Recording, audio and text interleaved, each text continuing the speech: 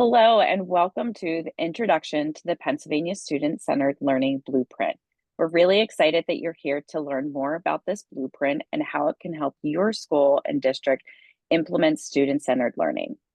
We'll start off with some introductions. My name is Erin Cummings. I'm the Learning Innovation Specialist here at Chester County Intermediate Unit. I'm also the Student-Centered Learning Point of Contact. And hello, my name is Josh Ecker, Learning Design Coordinator at CCIU, and I work with Erin on some of our student-centered learning work.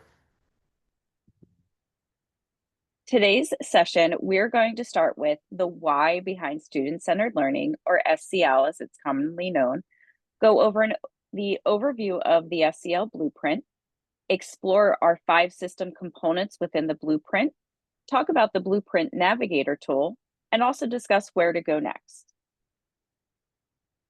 So I'm going to start off by talking about the why behind student-centered learning. So why the shift to student-centered learning? Traditional education is not meeting the needs of all of our learners. We know this through years of research. Even from our own experiences in high school, there were moments where you probably are remembering that a class just didn't meet your needs. So how can we do this? We can do this through student-centered learning. It offers that solution to centering our students within their own learning process and increasing the engagement of our students. This is our statewide definition of student-centered learning. A group of educators across the state came together to work on this definition. And Josh and I just pulled some key points out of this definition, and we will provide access to it later in the presentation. But it is a philosophical perspective. It's whereby equitable learning experiences are intentionally designed. And I really like that word intentionally designed because that's what we're doing within student-centered learning. We're being intentional about how we are designing our curriculum and our settings and anything for our students. It's the relevancy, purposefulness, and meaningfulness of our students' learning. Understanding that that learning process is adaptable and it should be designed with our student voices at the table. Additionally, we discuss active learning, personalized approaches, and competency-based learning as well. The power of student-centered learning. Student-centered learning is personalized and flexible for our students. It really brings in that inquiry-based learning for our students. When we think about the Pennsylvania STEEL standards and how they have changed the way that we are teaching science to be more inquiry-based, it is more student-centered. I love that it's building autonomy, curiosity, and critical thinking with our students. Research has shown that students in older grades, our high school students, are less curious than our elementary students. Why? What is happening to this curiosity? Let's use student-centered learning to bring the curiosity back to our students.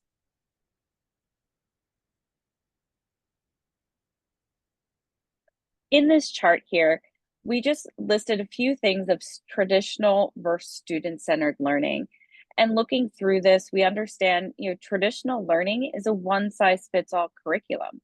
It has been around for many, many years, and we want to make changes to that. We want to make it more personalized.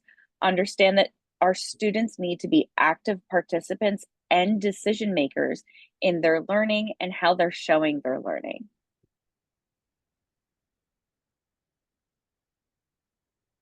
So now we're going to talk about the student-centered learning blueprint, which really brings everything that Erin just shared together into one document that school districts and other educational institutions can use to bring student-centered learning to life in your context.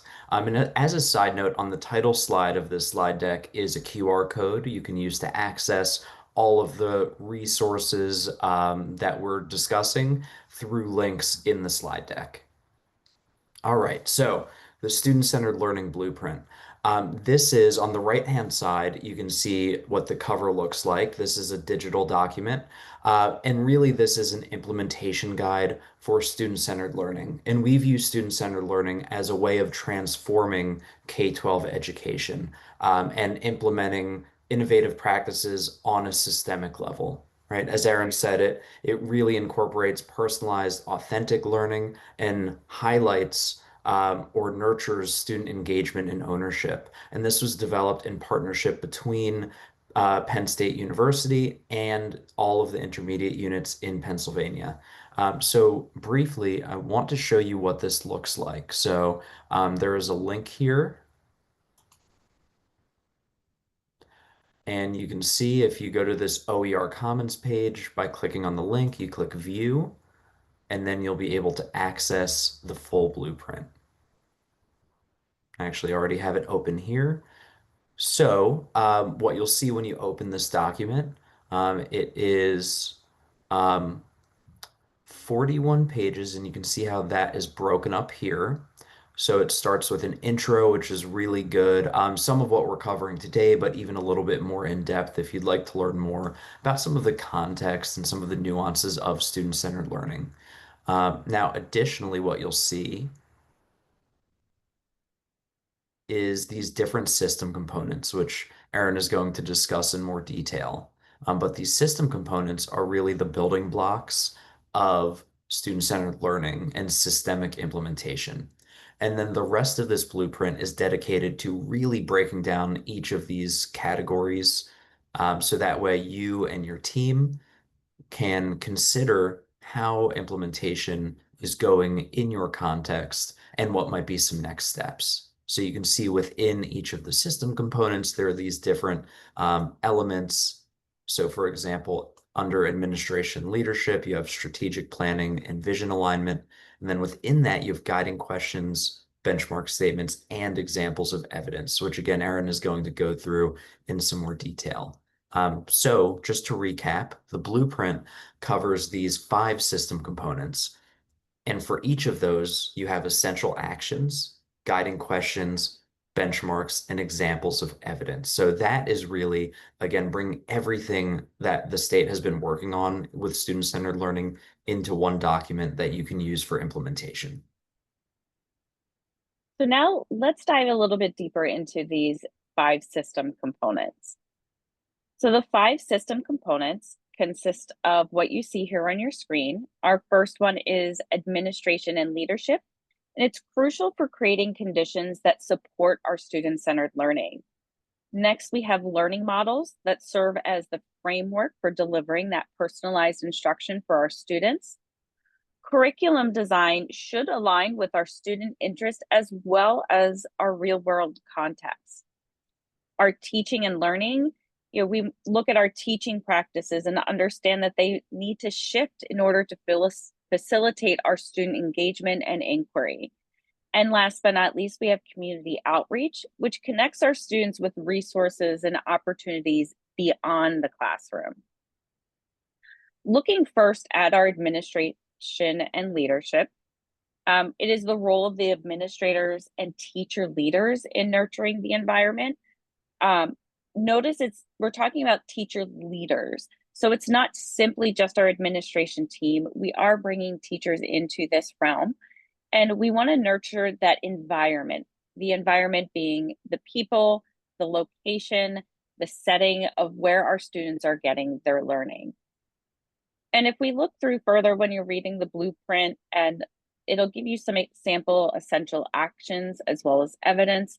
And it's looking at creating that vision and mission statement, understanding what is the vision and the mission of our school, of our district. Do we need to look at this again and rewrite it? What are some things that can really help us to evaluate the status of our student-centered learning practices currently and how we can implement better practices?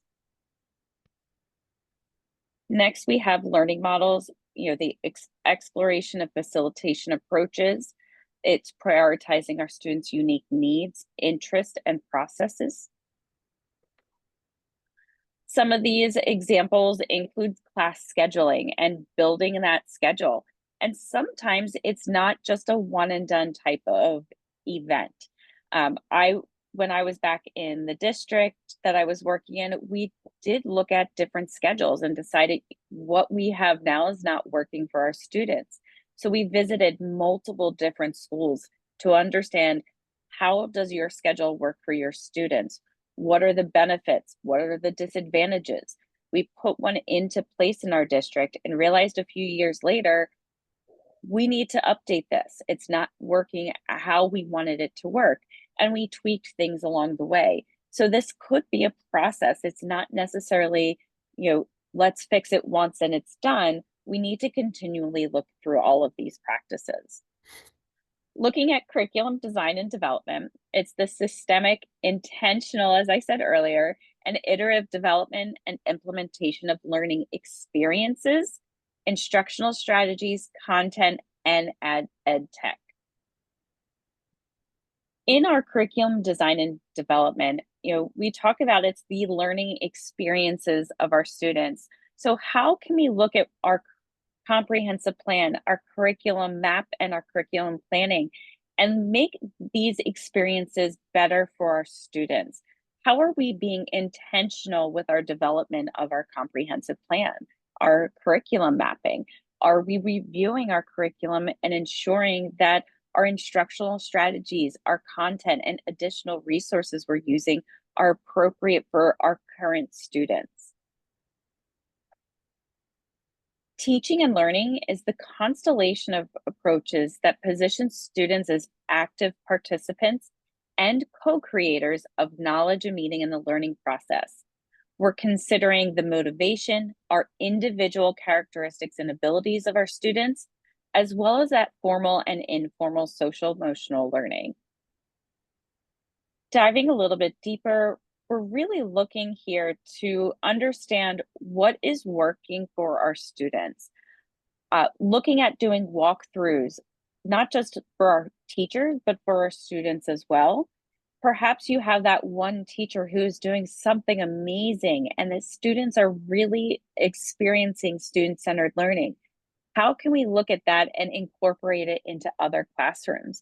What is that teacher doing that enhances the learning so much that the students are really getting that active participant feeling? And finally, but definitely not least, is our community outreach, the sustainable engagement of diverse stakeholder groups, preparing our students to be active contributors to a globalized society. And when we think about community outreach, it's not just at one grade level. It's not just elementary or secondary. We want to incorporate it throughout our full K through 12. So we're talking about community events, community service projects. How can we incorporate our community for our students? I love our last thing talking about internships and apprenticeship programs. What are the benefits of having our elementary or even our middle school students take part in these, and not just our high school? How can we enhance these for our high school students? All of these together are what help create those building blocks that Josh was talking about. And all of these need to be looked at in order to implement student-centered learning fully and successfully. And with that, we will look at another resource available to you. And this is the Blueprint Navigator tool. So the Blueprint, which we looked at previously, is, like I said, the document that brings together all of the details and information related to Pennsylvania's student-centered learning work.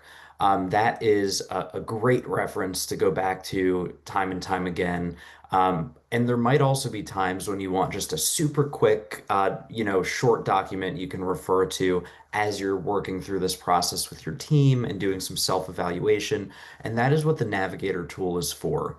So the purpose of it is to support the collaborative reflection process. It is fully aligned with the blueprint. It really is just a condensed version of what is in the blueprint. And it will allow you, because it is shorter, to use in the cycle of continuous improvement. So what this actually looks like, and we'll get to a screenshot in just a second, but you will rate each of those five system components on a 4-point scale. You'll be able to document evidence to support the team's ratings, looking at areas in which you want to grow and set action steps, and then use this to monitor progress over time, which again connects to this cycle of continuous improvement. So here is a screenshot on the right-hand side of this navigator tool. The document is about 4 pages in total, but this is the main one that you will be interacting with as you're going through your collaborative process with your team and engaging in this cycle of continuous improvement. So again, the key here is that the navigator tool makes it easy to prioritize, implement, and evaluate. So the place to start with this is to gather your interdisciplinary team that will work on collaboratively evaluating each of these components. And again, this is just a self-evaluation for your own reference and to support your own process of implementing student-centered learning. So if you look at the screenshot here, now on the left, you have the system components on in the left-hand column. Community outreach is below teaching and learning, just cut off in the screenshot. Then in the column to the right of that, we have benchmark statements. So these are easy, concrete examples of what you might be doing for each of those system components. And then you have these two rating scales. So one is for prioritization and one is for progress monitoring. So, diving into those different rating scales, when we look at prioritization, one means not yet, meaning it hasn't yet been addressed, and that would be likely higher priority for you in your context. And then we have progress monitoring, showing what has been done so far and giving you a sense of over time how you've improved with implementation of that component. So those two rating scales together give you sort of a composite score you can use to identify your action steps.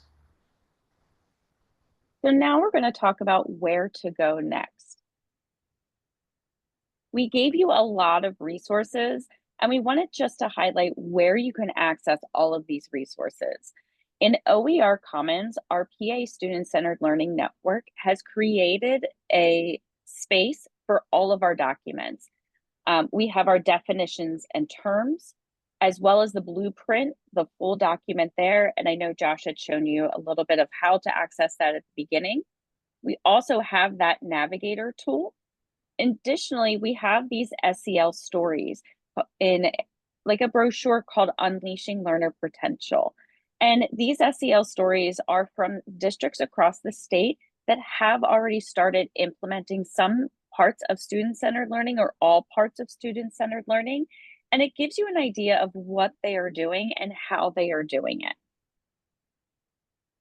Now, how to get involved. I'd like to first point out the Pennsylvania Student-Centered Learning Network. This is a statewide network with upwards of 4, maybe even 500 members at this time, and it meets quarterly. It is comprised of people from intermediate units, we have administrators from districts, we have teachers and teacher leaders from districts. It is a great way to get involved and learn what is going on across the state with student-centered learning.